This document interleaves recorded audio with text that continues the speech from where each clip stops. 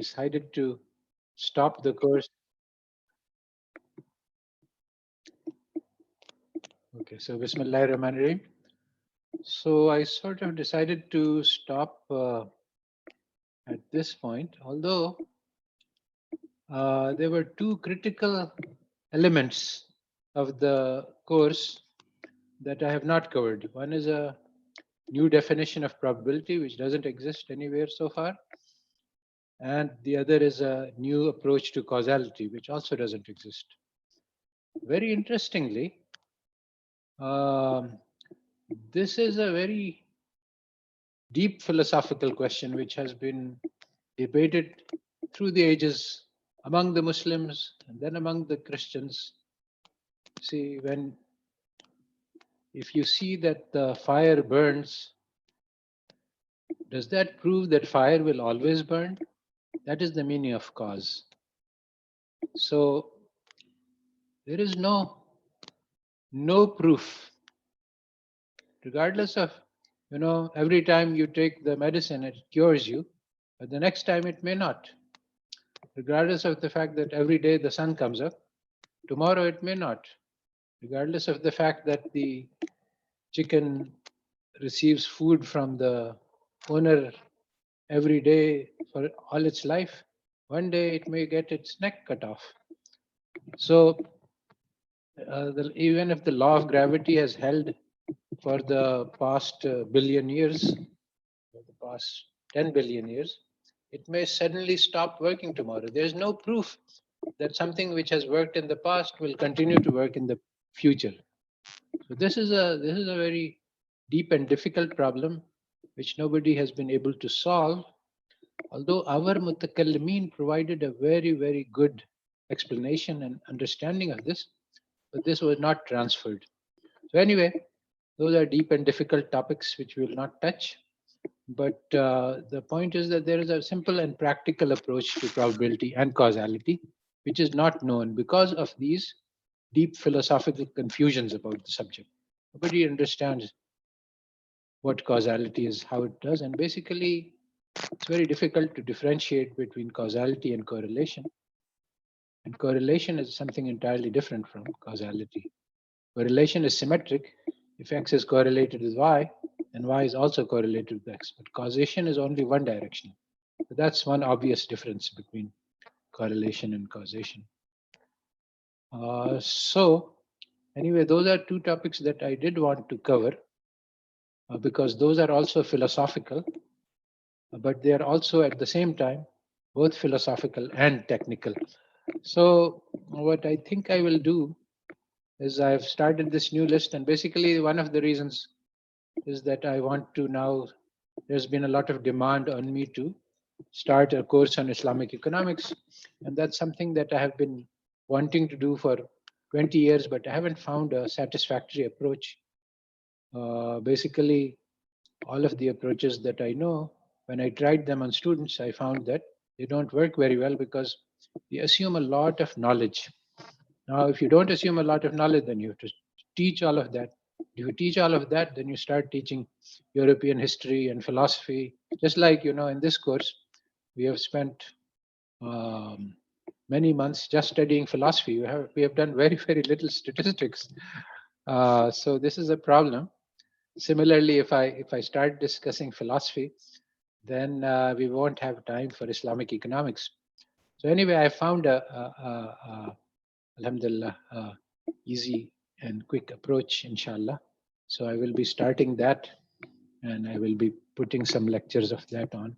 So I'll be busy with that. That's why I've sort of said that, okay, one important part of the course is over.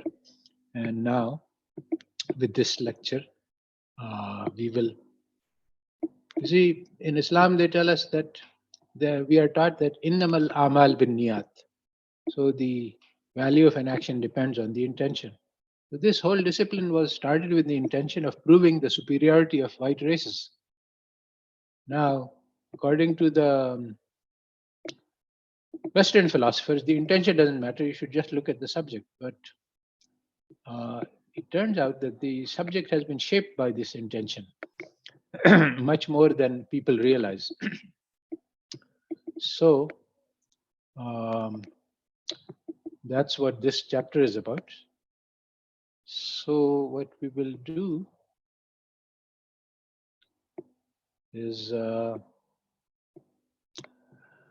we can start right up with the group A. So is it Saira who's going to present from group A?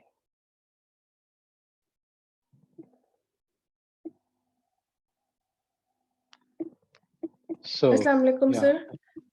Wa alaikum assalam. I have wrote the answers for the questions, so I can. All right. I don't know who's supposed to present from your group. So if it is you, then you go ahead. Otherwise, if somebody else is doing, that's fine also.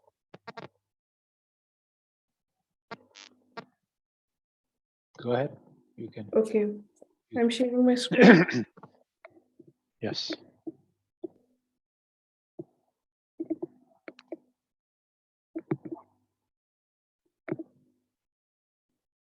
Okay, so first question was that you asked about that the quantification and mathematics give us an illusion.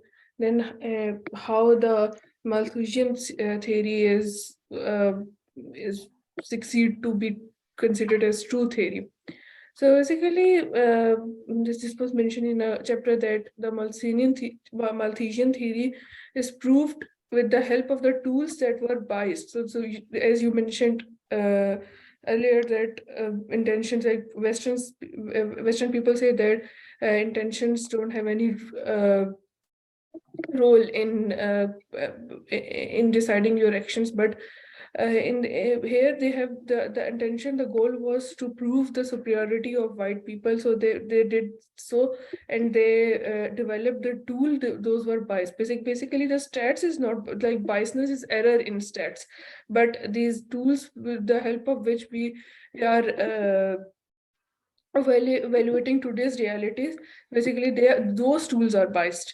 And then basically the theory is accepted by the powerful segment of the society. The powerful people are accepting, and they are making the people who are not rich, who are not powerful, to expect them to accept it, because they are submissive.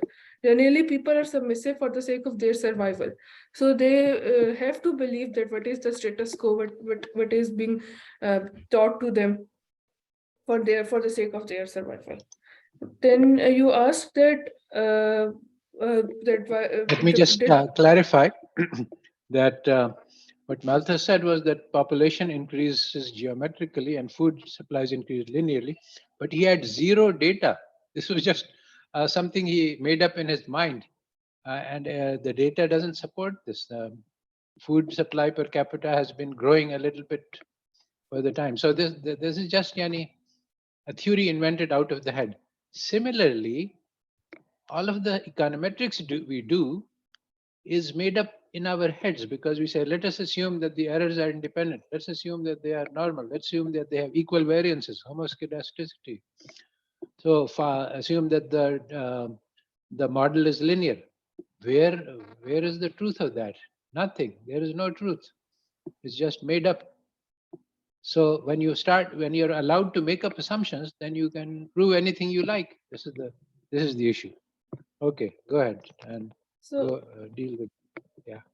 okay, the second question was about that if we are going to interpret same data in a different way, so is this possible? So I took this statement that people are going to be malnourished, or the food supplies will be not enough as the population will be.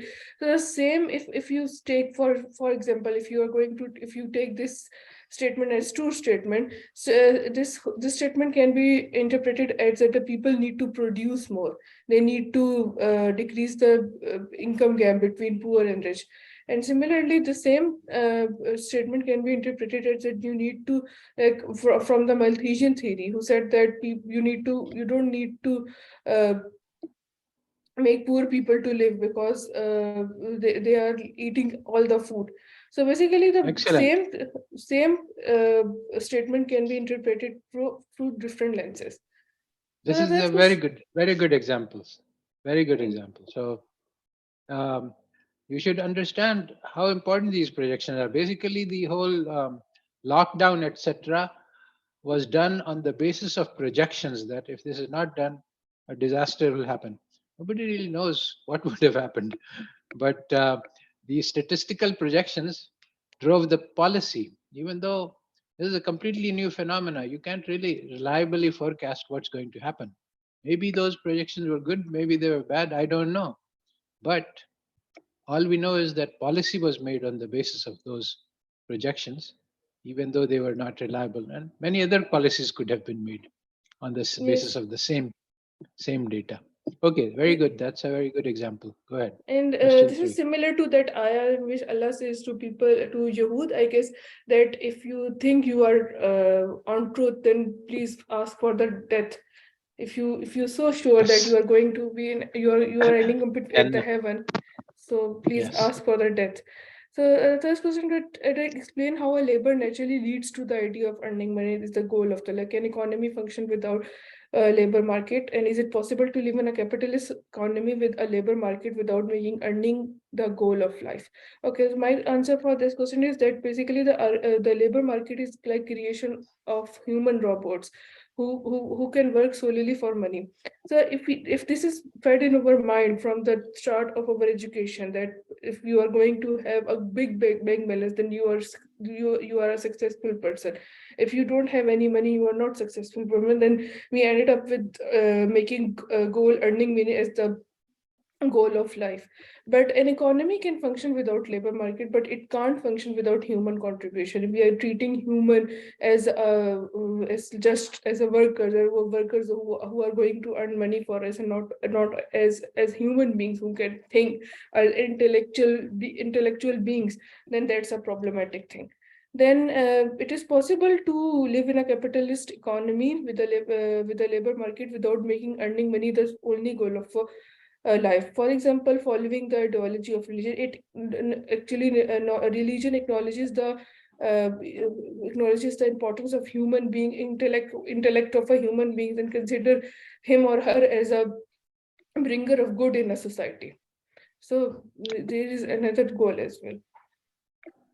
Thinking theory that explain how Malthusian theory of poverty encourages us to develop an indifference to the suffering of the poor, and the phenomena of poverty explain how this indifference is reflected in modern economy. So basically, the Malthusian theories justify and rationalize poverty and discrimination. So what is happening because they are poor? They are poor because they inherited this. So this is because of natural selection. And he further argues that the solution of this is to eliminate poor people, not poverty.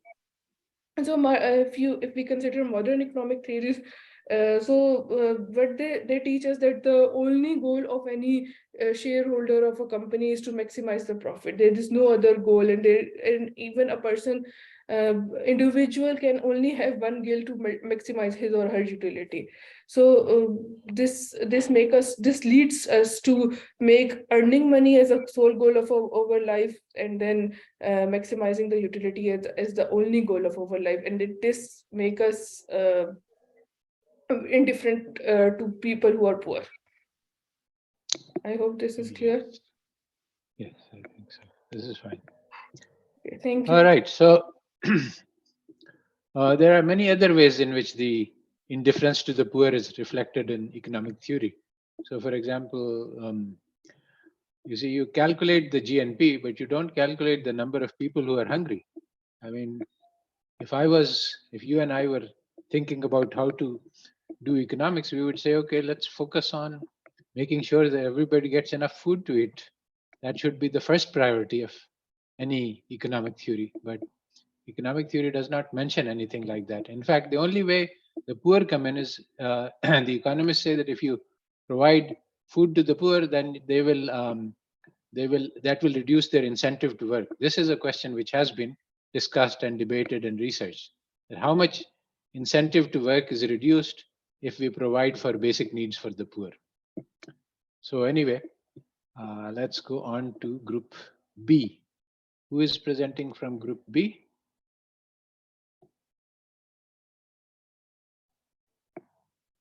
Is it Sayyid Muhammad Hassan Askari, or is it somebody else?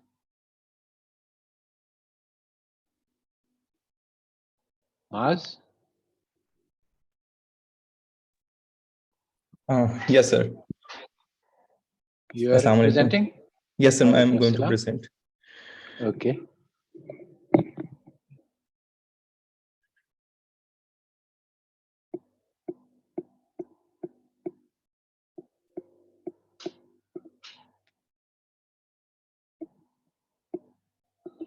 Okay, and the first question that was asked for the section B, it was about that can the theories be being evaluated without considering who proposed them, in what historical context they were proposed, and why it is necessary that this historical context is compulsory to understand the background of the theory. So here we just came to the answer is that this, yes, the historical background is very important. Without that, the background and the intent of why this theory is being made, it will not be clear. So, for example, in the early industrialist society, the question was whether the wage should be determined in the market or whether the government should just fix the wage at the minimum level. So whether there should be any minimum wage for the laborers or the wage should be just determined by the market forces.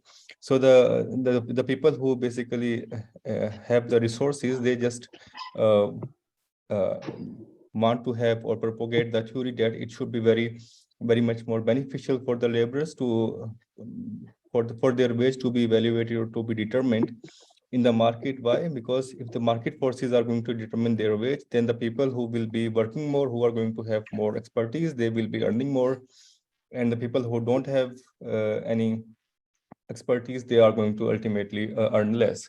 So that this theory of price or wage determination must be we must understand it within its historical context. Otherwise, we may lead to the wrong conclusion.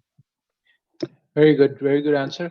And another important example for our times is that you cannot understand Keynesian economics unless you studied within the Great Depression. So when students, economic students, are taught Keynes, they just think that this is some mathematics. It doesn't have any relation to the real world. It doesn't, because when I actually taught it, I showed the students a movie about the Great Depression. That this is the situation. Now let us think about the economics. So then everybody understands what Keynes is trying to do. But when you take it out of context, it's just equation and math, and it has nothing to do with reality. So anyway, good. This is also a good example. The wage determined as a marginal product of labor. This is just nonsense. And the correct theory of wages should be that the government can determine, or there can be many other ways of determining wages. But the market determined wage is not a good idea, but it is a reflection of the power of the capitalists. Yes. Next. Thank you, sir. The next question is that we had to do some research on the influence of the now forgotten racist theory and present one historical example of how Eugenics affected his history. So basically, Eugenics. Eugenics, sorry. So I need to practice this word. Okay, so here are some examples that how different economists and different psychologists have bring in this, or they got I mean, interested in this theory, and it influenced their thoughts. For example, there are a list of authors there and how they are going to just think about the lower races. For example, the Marshall basically thinks that the lower races are incapable of doing the studio work. They are not able to forecast the future. Similarly, there are many other thoughts. Fisher thinks that they lack the oversight. They are weak in intellectual working. They cannot do like they are not able to do policy making things. So these are the things that are being influenced by this theory, and the historical event that happened influenced by these theories, influenced by these propagation, was that it motivates the West to take over the weaker population, because they think that it is it is more beneficial even in their own interest, even in their interest of bigger races, that if the West is going to rule them, it is more beneficial for them, because they will be ruled very more properly in a more better way. So they just going to kill inhabitants. They just loot their resources by just propagating these kind of theories. You see, the one thing that you should understand is this was very, very popular. Nearly everybody believed these theories. It's only the Hitler's burning of 6 million Jews, which was a practical application which horrified the world, and that is what led to eugenics being a bad name. So it's only in the 20th century, in 1940s, that eugenics became suddenly disrespectable. Until 1940, this was the most popular and most common and favorite theories of the white people, that we are the superior race and everybody else is mentally defective. Okay, so next. Okay, the next question actually is interlinked with the previous one. It says that we have to provide a one paragraph summary explaining one way in which modern economics is shaped by the historical experiences of England. Okay, so here basically we have just summarized some thoughts or some theories influenced by the Eugenic thoughts. And here I have just bring up one example here, that for instance, they have just propagated one theory, which is what we know about the free trade, which says that which propagates that developing countries don't have enough capabilities to produce the finished goods, to produce more better goods. They have lack of machinery, lack of intellectual property are there. So what they do is that they must be selling out only the raw material to developed countries, and then import the final products from them. So it is the only possible way to make to survive. But what is its impact is that it leads to trade deficit for the developing countries. But then the developed countries have the solution for it.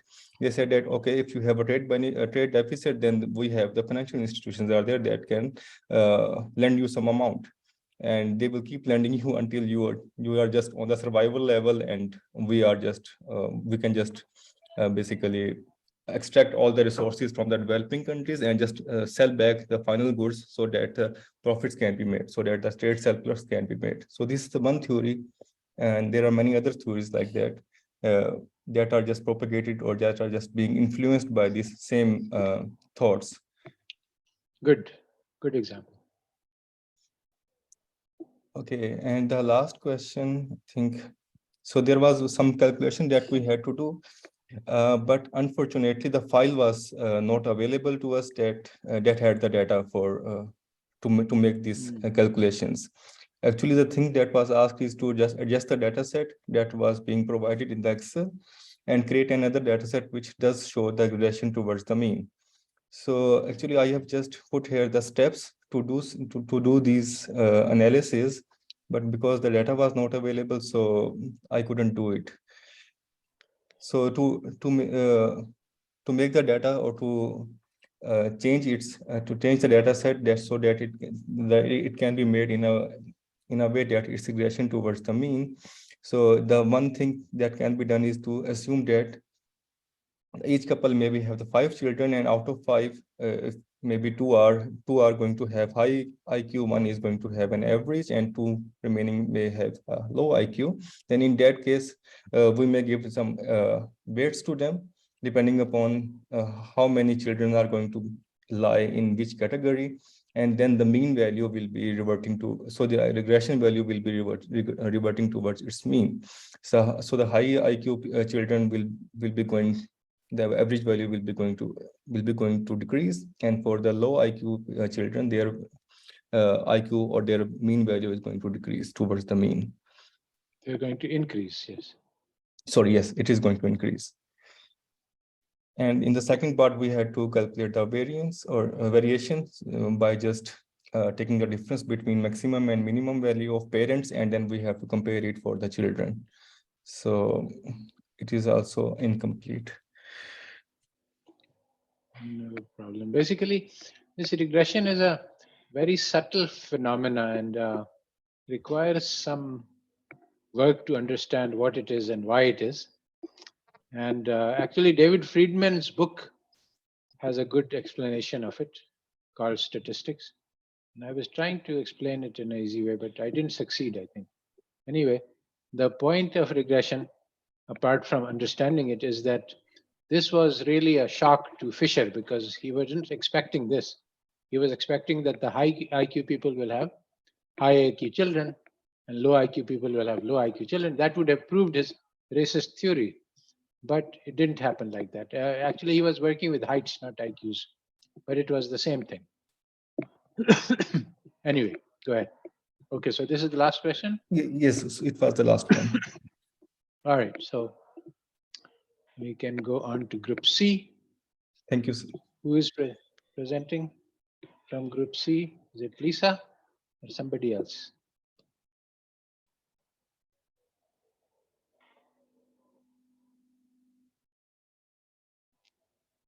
Yes, group C. Oh, Nadia. All right, so Nadia, can you unmute yourself, or if you raise your hand, I can unmute you. Assalamu alaikum. Wa alaikum assalam. Okay. Thank you, sir. Let me share my screen for discussing the responses from our group. Okay.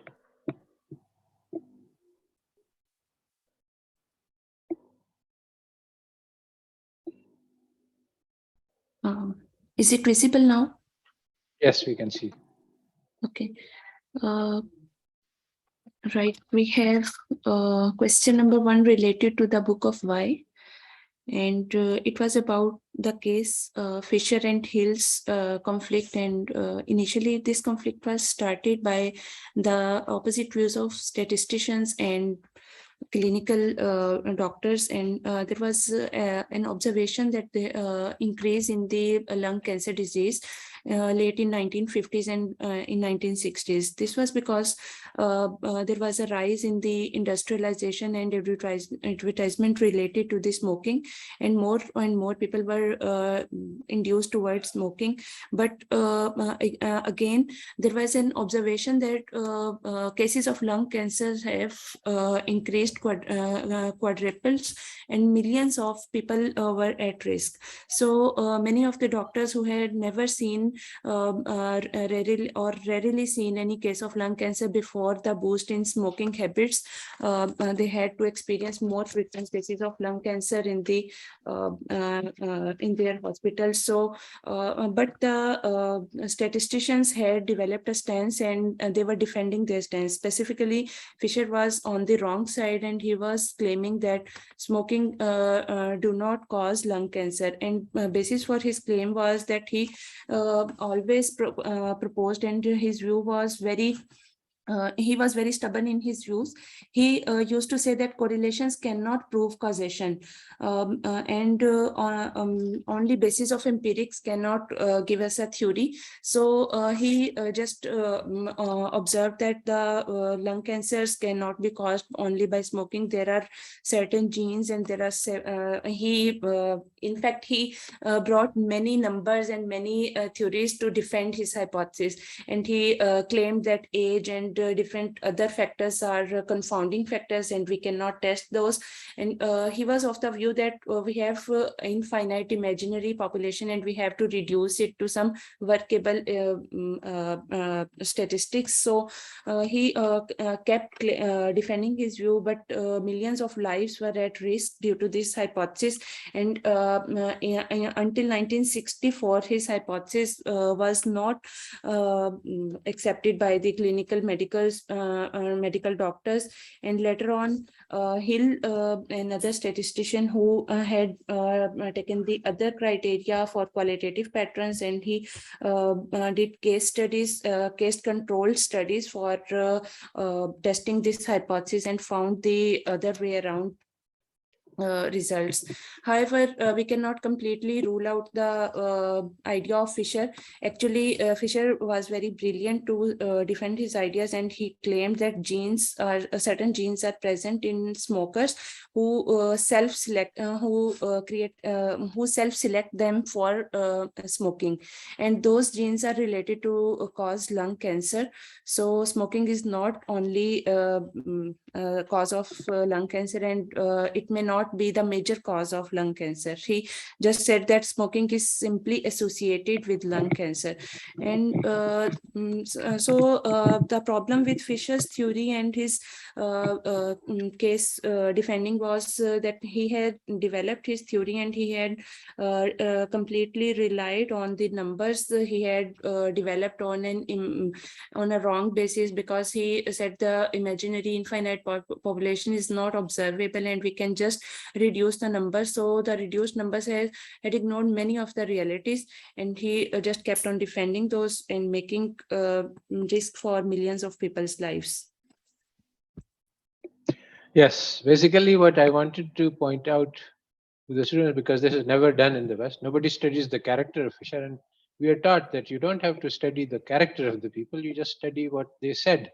If it is true, accept it. If it is false, reject it. You don't need to know what his character was. This is very opposite of the method of the Muhaddiseen. They say that first we look at the character of the person, then we will accept the hadith or we will reject the hadith. So here we see that the character of the Fisher was an obstacle to learning the truth, because he was very fond of smoking. That's one. Anyway, so go ahead. Question 2. Okay, thanks. Okay, question 2 is related to a book, When Genius Failed. And this is a book that is that discusses the long-term capital management failure in the American hedge funds during 1993. And many of the Nobel laureate economists were failed to predict the stock market trends, and the stock market hedge fund collapsed in as a result.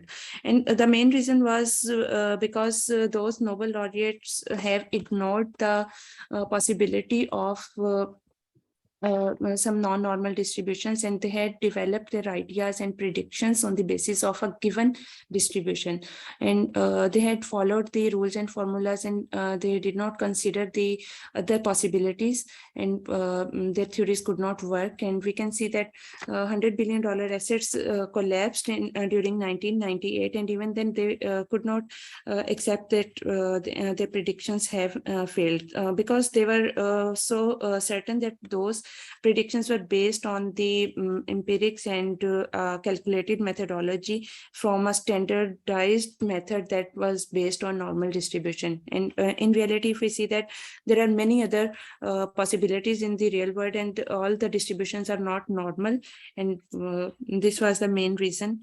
And if we observe from an Islamic perspective or real statistical point of view, we have to include the dimensions that might be possible in the real world, and also observe the useful knowledge and harmful knowledge paradox in that setup. Let me just explain a little bit. You see, stock markets can fluctuate, prices can fluctuate very wildly, and ordinary stockbrokers were aware of this and they were cautious about the possibility of a market crash. But these people, they made you used the normal distribution, and then they said that a 5 sigma event, something which happens, which is 5 standard deviation away from zero, this will happen only once in 1,000 years or something like that. So they said that we can ignore those. So they ignored the possibility of market crash, and then they could make a lot of money because they were taking huge risks which they didn't recognize, which everybody else did. So because they were taking huge risks, they were making huge amounts of money. But when the risk event occurred, then they lost all their money. So it's fairly simple. Anyway, go ahead. Next question. Next question is related to the probability, and it is about the book of Black Swan. Black Swan refers to an event that rarely happens, and in the history, if we see that a number that has a chance of 1 in million or billion to happen, so it is usually ruled out in calculation of probability in the conventional statistics.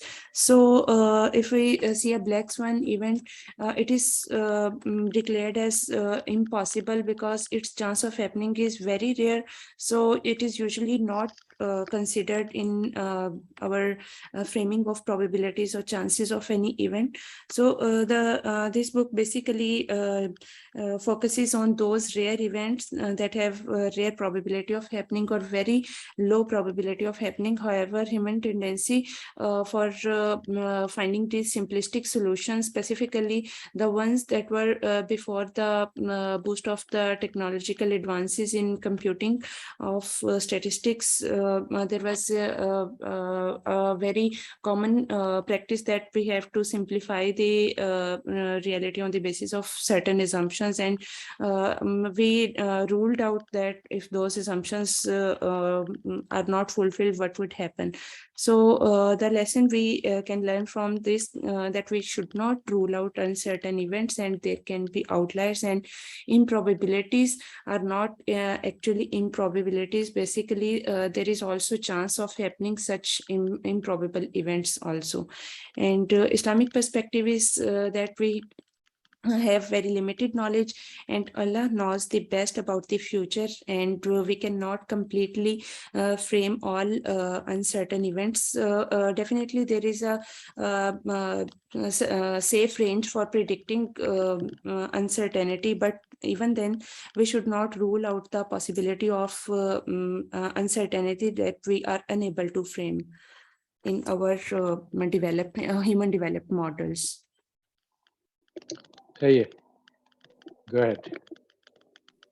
The last was the book of radical uncertainty, and it was also helping us to consider that uncertainty should be considered in the life, and it is existence in life. So and it is also beneficial for us because uncertainty in many cases helps us and supports us. Basically, I also want to add that we have to acknowledge that we should not invent numbers to support our arguments, but we should accept the uncertain events. And radical uncertainty basically refers to us that there are significant events in the life, and there are certain critical events that include uncertainty, and those are the turning points in our lives or our situations or economies. So we should not ignore those events on the basis of unpredictability of our limited knowledge. Right. Basically, nearly all of economic theory is built on the assumption that we can forecast the future. For example, the economists say that firms should maximize profits. Now, do you know how firms work? Basically, they hire laborers, they buy raw materials, then they produce the good. All this process takes time, and they have already put down the money, and now they have the product in the market, and now they are going to sell it. But at that time, they have already incurred all the costs. So they don't know what the price will be when the good is actually ready to sell. So they don't know what the profits will be. So if you have radical uncertainty, you simply don't know what your profits are going to be. Maximizing it is very difficult when you simply cannot calculate what it is. So this assumption, everywhere economists are making, that we know what's going to happen in the future. And that's exactly what was violated in the global financial crisis. All right, so next section, is it Syed Hassan Ali who's going to present?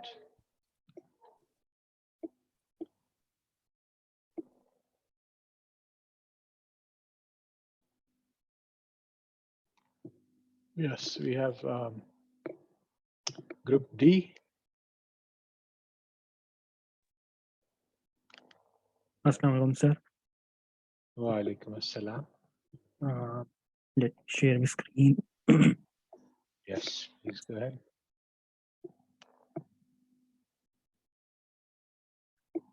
So, sir, I hope my screen is visible.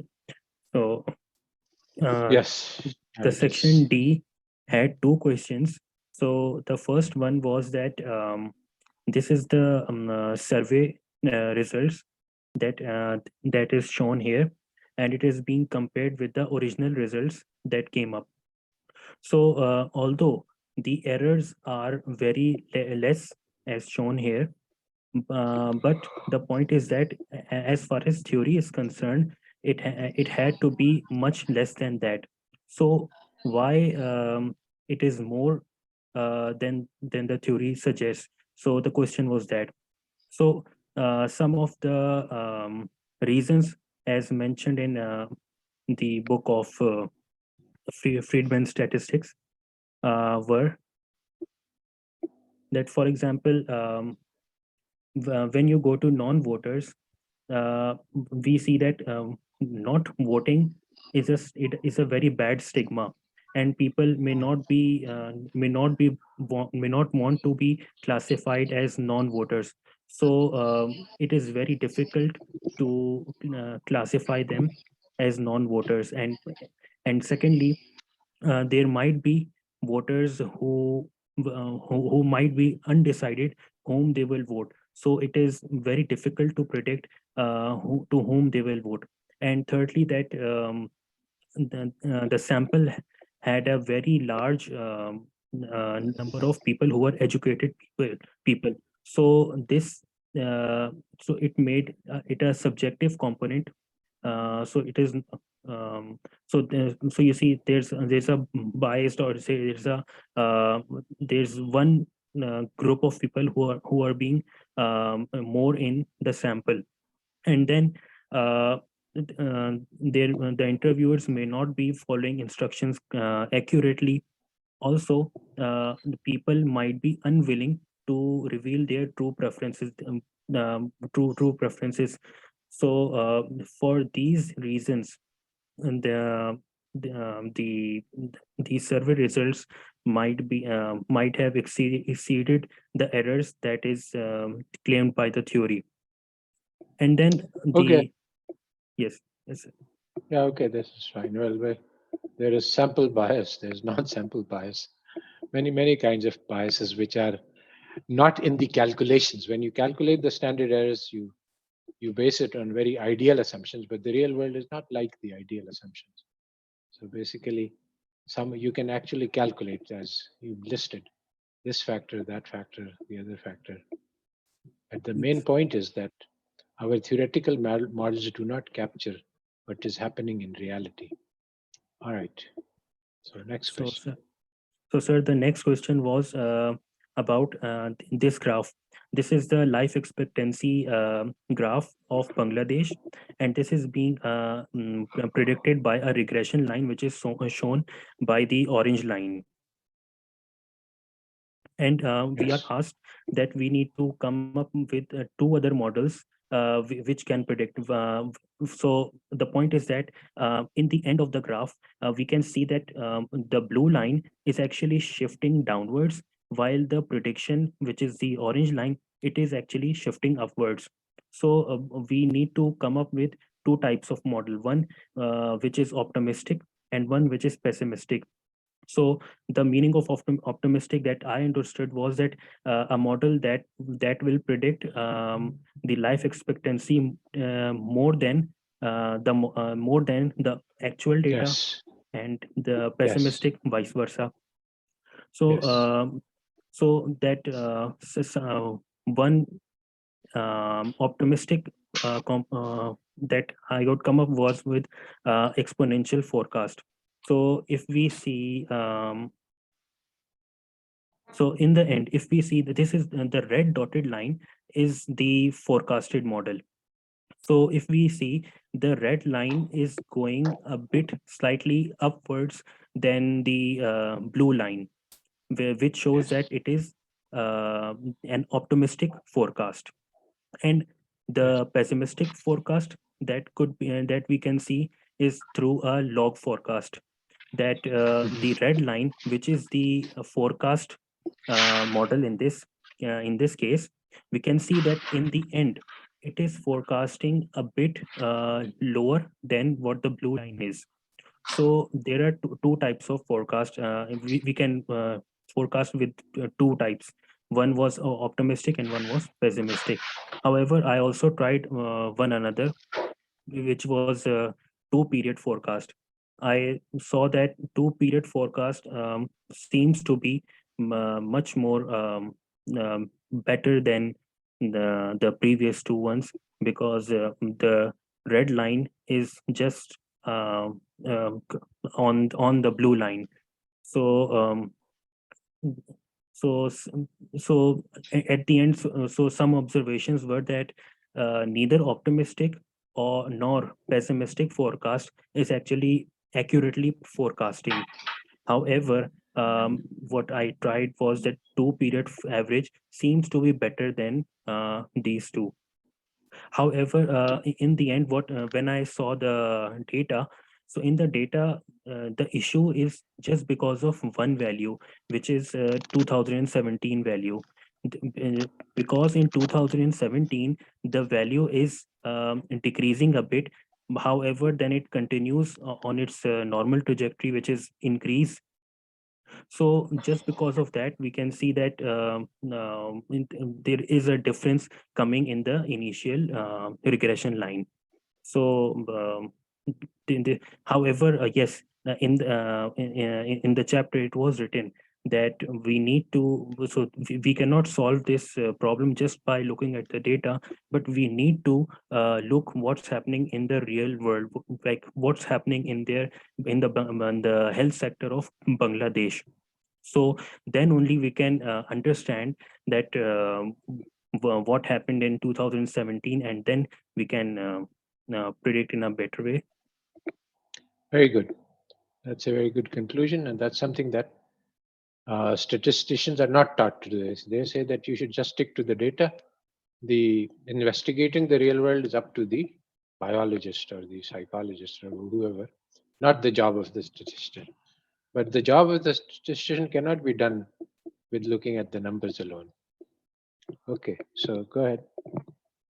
Yes, sir. Is That that was it. Had two This is questions. the last question. Okay. Yes, yes. All right. So we go on to the group E.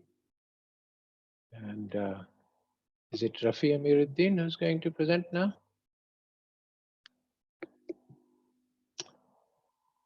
Yes, good job, Sayyid Hassan Ali. And now it's time for Rafi Amiruddin.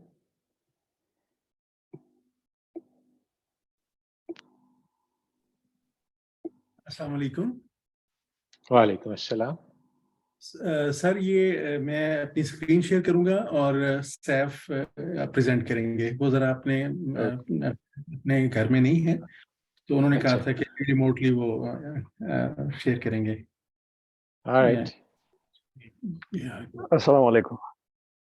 Walaikum assalam.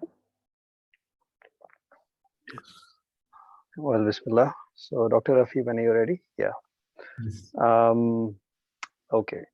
So, just let me briefly say that I really enjoyed this week's material, and thank you to the other groups for presenting their research. I've asked some of them to send me their slides.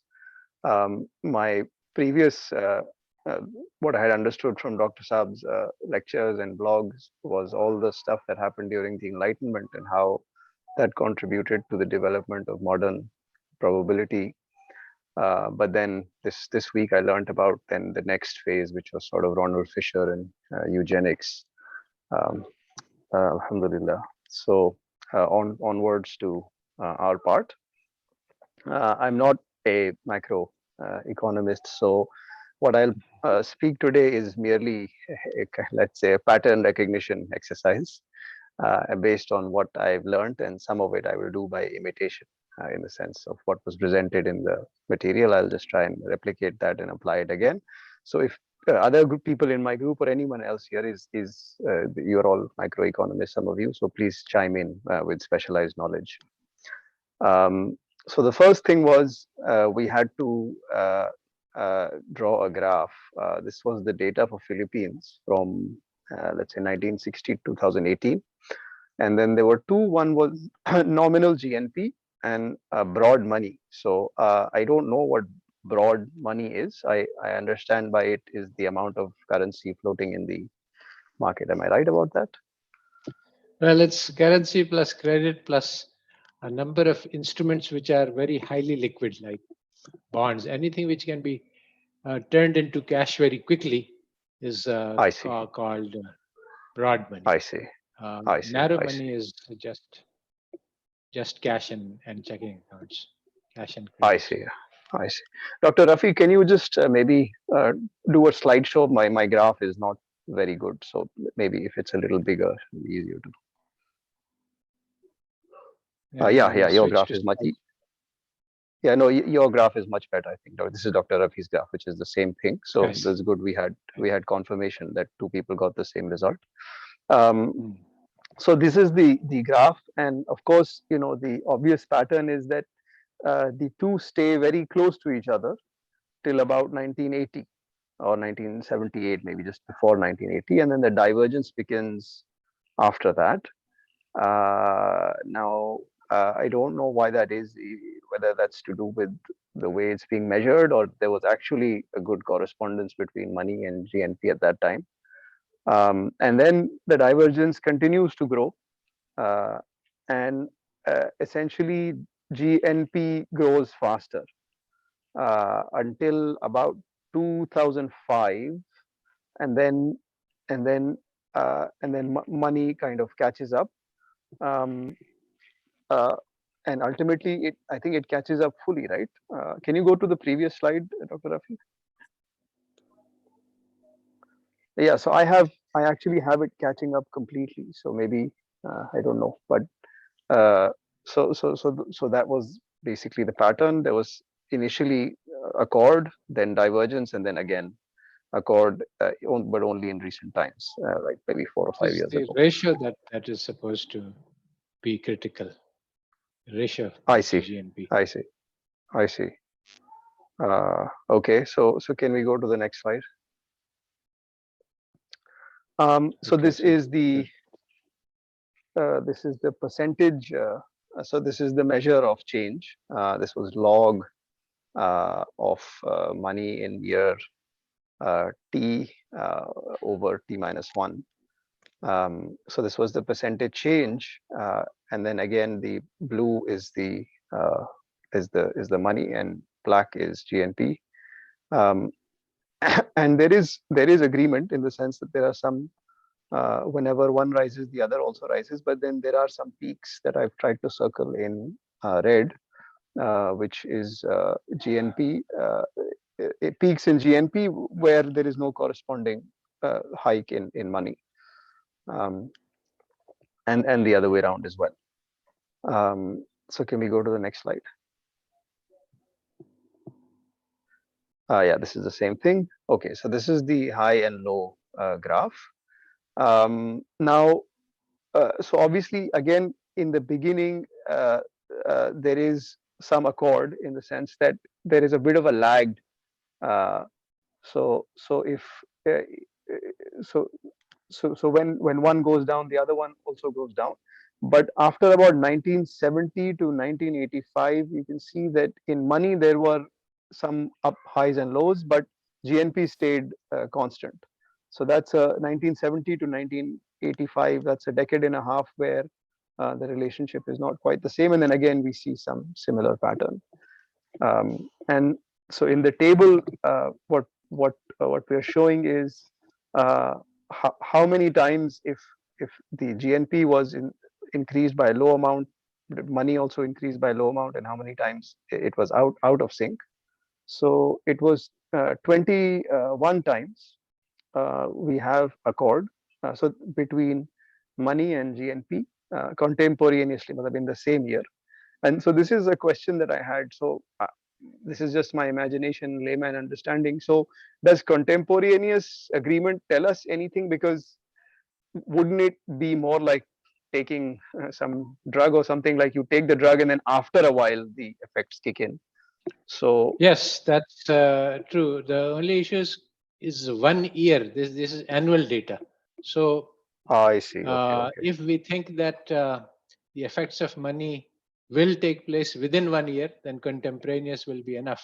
If we think that the I effects see. of money will kick in after 2 years, then this will not be enough. So this is a place to start, and you can look for higher patterns. But you can see in your graph that in the red line, which is I think the GNP, GNP, yeah, yeah, GNP. it stays high, and while it is high in the big band, money takes a sudden dip in the middle, but there doesn't seem to be any immediate for any effect for at least 3-4 years after that. Then there is a Yes. decline. So it seems like big money shock doesn't have any effect on GNP. So Yes. one of the things that I want to explain, especially to those who have statistical training, is that this is all you can do. You can look at the data and see, okay, this is what's happening. The actual stuff that we do that SAF does not know how to do is to put this data into computers and build fancy models and have them grind out results. And we think that that is giving us information when in fact it is giving us garbage. So this is actually a direct analysis of data. I'm saying, okay, money went up, what happened to GNP? I can see what's happening. This doesn't require any fancy math. It can be explained to anybody on the street. But there is no more information. This is the thing that statisticians and econometricians don't know. Because they are used to working with a very fancy model. You start with this very simple data set, and then you add a lot of complex assumptions, and then you make a very complicated mathematical model, and you think that this is somehow closer to the truth because this is how you've been trained. That's just brainwashing. Okay, so go ahead. Yes. So, Dr. Rafi, am I right in interpreting this table? So, the 21 and 22 are the times in which there was accord between, meaning 21 times both were low and 22 times both were high, right? Exact. Yes. So that's much larger than 16, which was the number of times that there was no accord. So it does seem like, and I think Dr. Rafi has computed that into a figure of 73% accuracy, which is, I feel, fairly high. Yes. Or accuracy, by I think you mean agreement between the two. Agreement, exactly. Agreement. Yeah. Okay. So then we could go further and change it into 3 groups. So we took the rate of change of money and GNP and divided into 3. So the first 25%, then I believe the bottom 25%, and then the middle, and then did the same thing for 3 groups. So it seems if you increase it to 3 groups, then you see a little more disagreement. So if you just focus on the table here, the number of times that so the important information is on the diagonal, which is the number of times that there was accord. So it was 9, 16, and 5, which totals up to 20, 30, I think. And then the rest of the times there was no accord.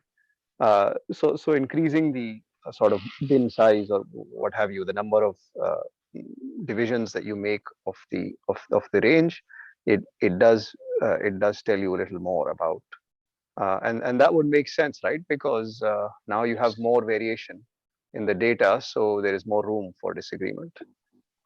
Yes. But still, the diagonal numbers are generally higher, especially the middle number. In both money and GNP stayed in the middle for 16 times out of however many years there are, the 60 years or so. Actually, now I mean 50% accuracy is like nothing. Yeah, that's right. a blind match. It's a blind guess. So it's not really very good at all. Yeah, because that means half the time you didn't have a chord. So Yeah. Yeah. So, Uh, I'm just wondering if there was some particular years that we can look at. If we look at this graph, like for example, the years that would stand out to me is where the direction is exactly opposed. I mean, so for example, yes, yes. 1964 or so, like, right, it was like This is the, very good. This is the kind of thing that econometricians are trained not to do, because to them all the data is the same type. But now you see, okay, in 61 there was a huge problem and money went down, but GNP went up. So now you go and look at history. See what was right. happening in this year. Why did this happen? This is the kind of thing that statisticians and econometricians are trained not to do. But this is Yeah, exactly what real data analysis would look like. yeah, yeah. Yes. I know in India for a fact that in the 1960s there was Green Revolution. So there was increase in productivity, but then we had to take a currency hit in order to agree to the. So it could have been that. But this is for Philippines, of course. I think that's it. Is there any more, Dr. Rafi? No, no, this is the there is last another slide. slide. Oh, I see. This is this is it. Yeah. Okay, very Sir, good. I have a question here. Yes. This is a time series data, and that is a very intuitive way to analyze this type of data. But just imagine this is a cross-sectional data. So what type Sure. of analysis, real analysis, would be? What would be the? What would it? I mean, what form it can take? All right. So when you have panel data or cross-section data, then you see you start by making an assumption which is false. Like if you have 216 countries in your world development indicators, then if you put them in the same chart, then you're saying that with respect to the conditions of interest, these numbers are similar. So we can analyze them in the same boat. Usually this assumption is not correct. So, but in some other situations, like you have one business and it has many different five different factories, and you're analyzing production processes, then you can say, yes, these are all similar numbers because we have similarity. But when you are comparing data, so when you're looking at cross sections, again, you see it's has to do with exactly the situation on the ground. Is the data comparable or is it not? And this is not something that you can just impose on the data like we usually do. That okay, this is my cross section. Now I'm going to assume that all of these numbers follow the same kind of pattern, and then we're going to put a model on that, and then we're going to analyze it. Well, this type of assumption that all numbers are similar in terms of statistical model, this is a serious assumption, and it may be valid in some situations. It's never actually really truly valid, but it may be approximately true in some situations, and it may be very false in other situations. Normally, when you do cross-section data analysis on countries, it's just very bad because the assumptions are not really very good. But there are ways to do cross-sectional analysis across countries when you understand what is going on and you try to make minimal assumptions and work with uh, what the data really is saying instead of imposing assumptions upon it. But this is not something which is taught to students at all. They are taught to think only about the numbers, and so they don't know how to think beyond the numbers. Yes. Thank you. All right, so I think that brings us to the end of the course. We have a little bit of time, so I would be happy to hear any questions, any discussion, any feedback, anything at all. I have another. Sir, I have one question. If you don't. Yes, please go ahead. Who is that? So Identify this yourself. is Saif Ali here. Saf. Oh, okay. I didn't just got the voice. Okay. Sir, so I think this information is very important. Like, for example, things like Ronald Fisher and the eugenics movement, and how that. The thing is, I'm just wondering how to take this forward. Like, so because I think economics classrooms are not the place. Because the thing is, if you do it, then they say, well, we don't want. What is the relevance for all this? it's now it's just statistics. And I know you presented both views, and you pointed to literature that argues both ways, that it has been washed clean of its original, and then some people say no, it hasn't been. But mostly, overwhelmingly, in economics classroom, it's mostly people who just want to get jobs in banks, etc. um, so Yes, what is the locally, how do we? this is a very good practical question. Well, you see, when we want to launch a knowledge revolution, and this is what we are trying to do, you have to think back to the origins of Islam. Islam was actually a knowledge revolution. See, the Quran begins with Iqra bismi rabbika allazi khalaq. I mean, not the Quran begins with, the Wahi begins with Iqra, read. So this is actually a command. If you want to get knowledge, you have to read. And then Allah Ta'ala says, Allama al-insana ma lam ya'lam. This is a for prophecy, because Allah Ta'ala has not taught anything yet. This is a prophecy that Allah Ta'ala is going to give a very unique kind of knowledge to mankind. So, because you see, we have been raised in a Western education. Western education teaches us materialism, that the world is made of matter. But actually, this is very far from the truth. The world is actually composed of ideas, and ideas are revolutionary, and power is knowledge, and also knowledge is power. So, the existing structures of power are held up by the knowledge structures which support them. These knowledge structures are propagated by the universities. So the universities are the centers of power. So if you want to go and say that what you're teaching is wrong, you are actually directly challenging the powers that be. So this is a very Yes. revolutionary act, and you cannot do that. So it's like guerrilla warfare. You you take what you can get. For example,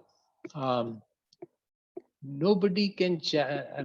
Initially, you see, when I was starting in this journey, I thought that I'm making these amazing discoveries about economics, and economists will be happy to hear them.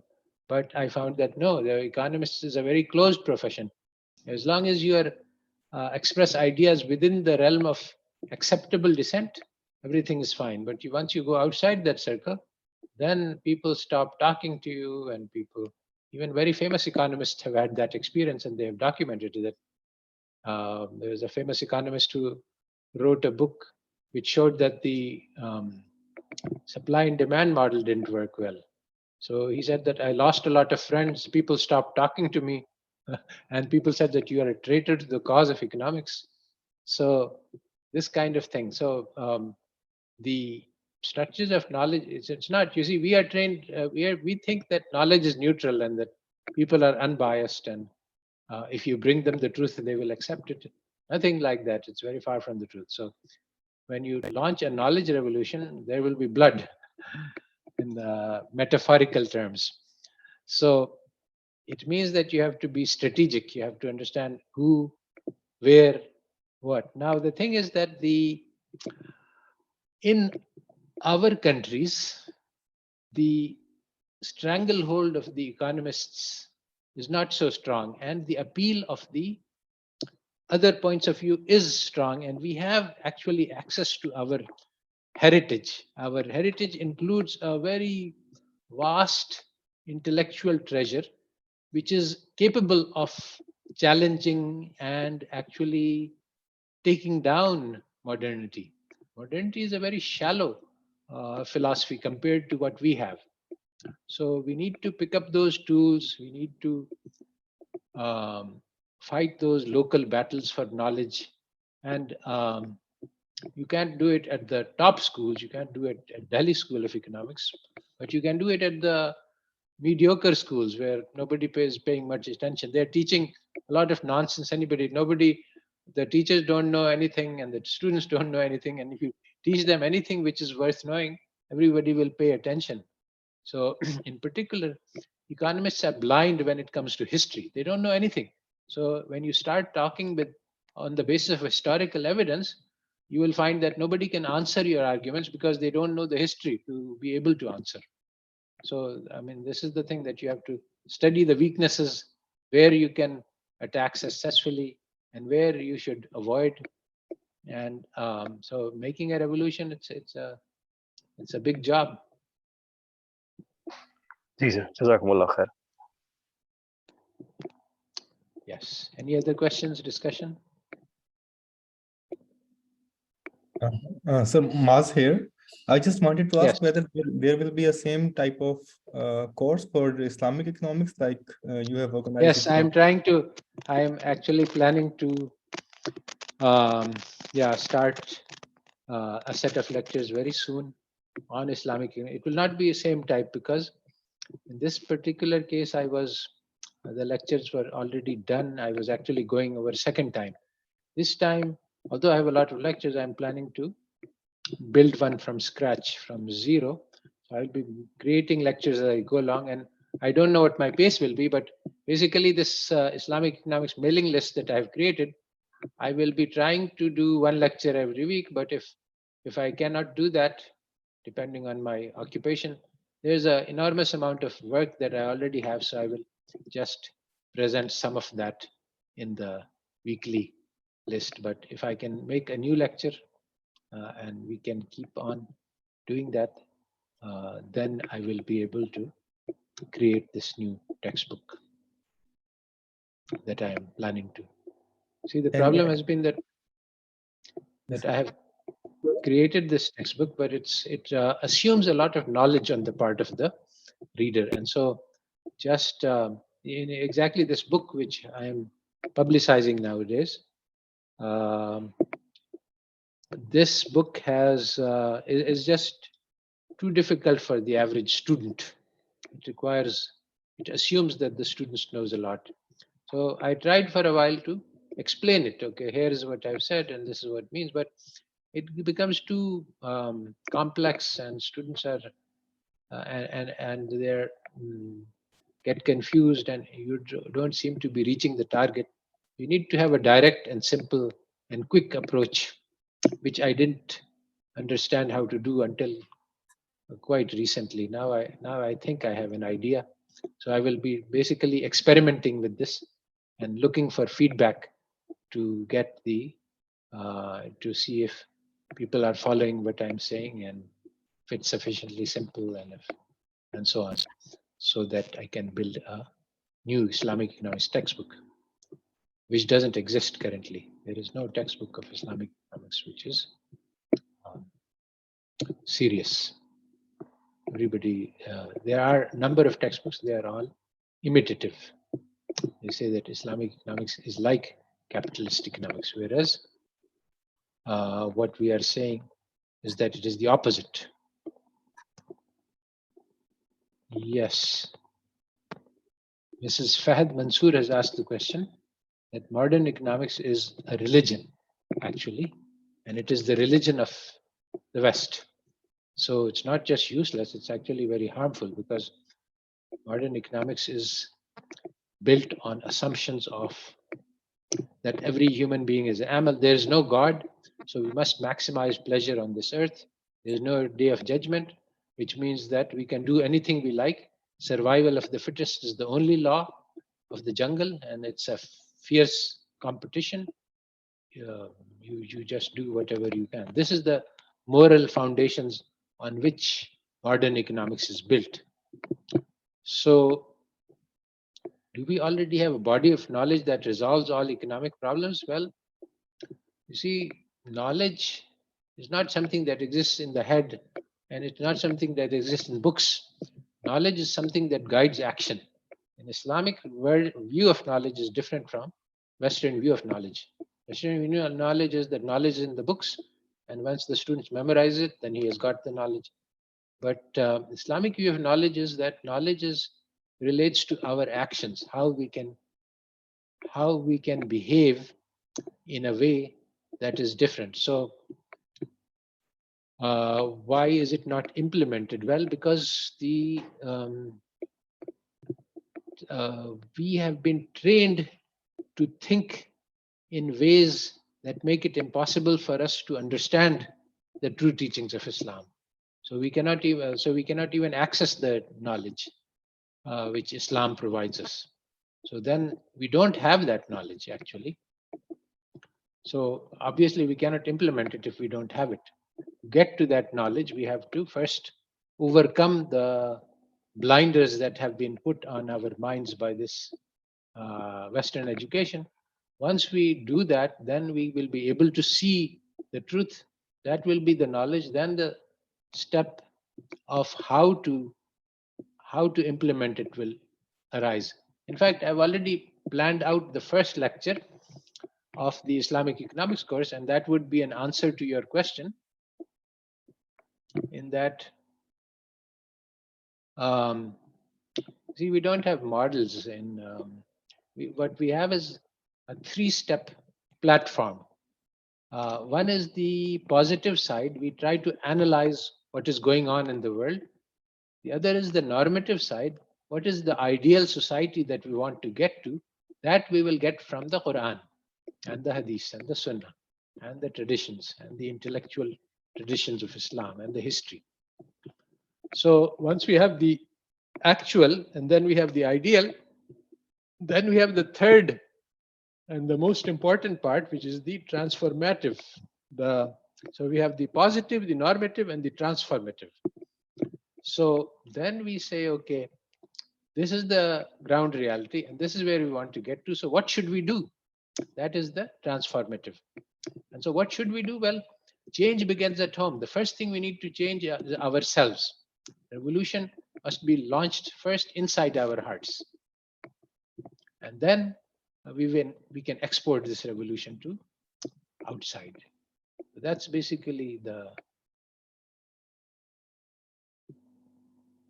well, for Mrs. Fahad Mansoor, I have a lecture on how to create an interest-free economy that was given at IBA a while ago, and there is a link for it. Can somebody find it? I'm not sure. Anyway, the point is that you cannot just set interest rate to zero in order to create an Islamic economy, because that will collapse the capitalist system. So to get to interest zero, you have to make a lot of other changes to the economy. But why can't we make these changes? Because there is a strong and powerful group which will be hurt by these changes, and they don't want these changes to happen. So first of all, the people who are trying to make the changes, they don't understand the economy, they don't understand what they need to do, they don't have a clear idea of what is this ideal system that we are trying to get to. The second is that nobody knows nobody knows the transformative strategy. What are the steps we need to take to get from here to there? So that's why we can't. I mean, it's not that we know. No, actually, very few people know what needs to be done. So we don't have the knowledge. We don't have the knowledge, and so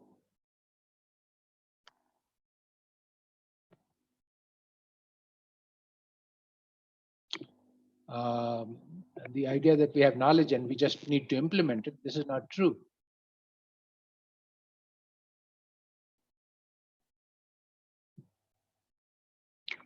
All right, so any other questions about?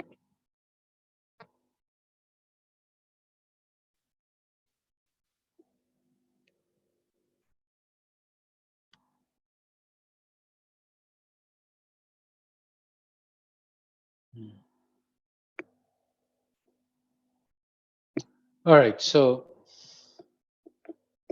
if there are, okay, let's see.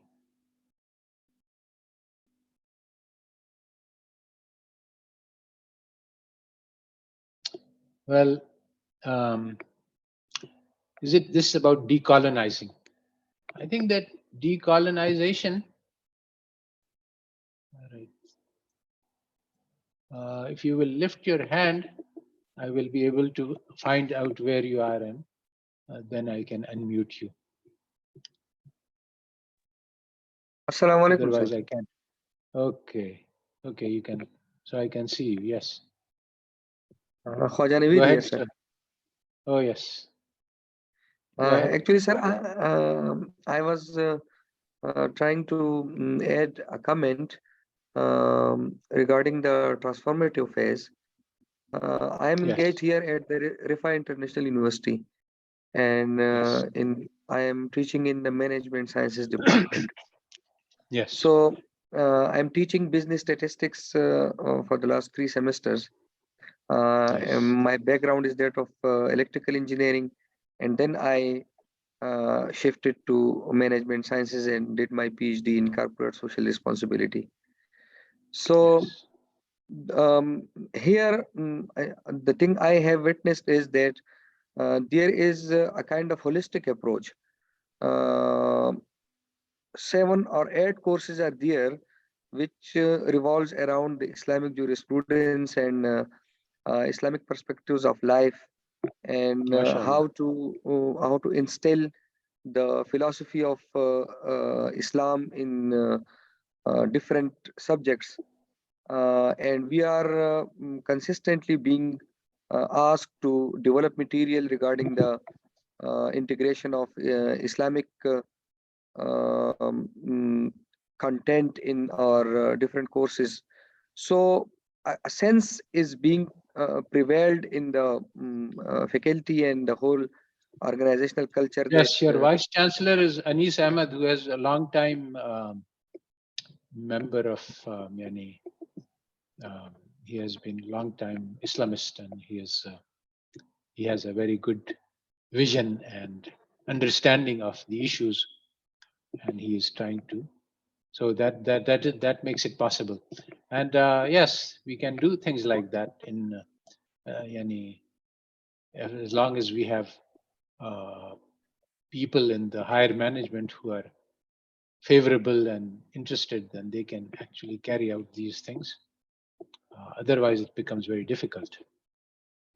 For example, in LUMS, this is not possible to do.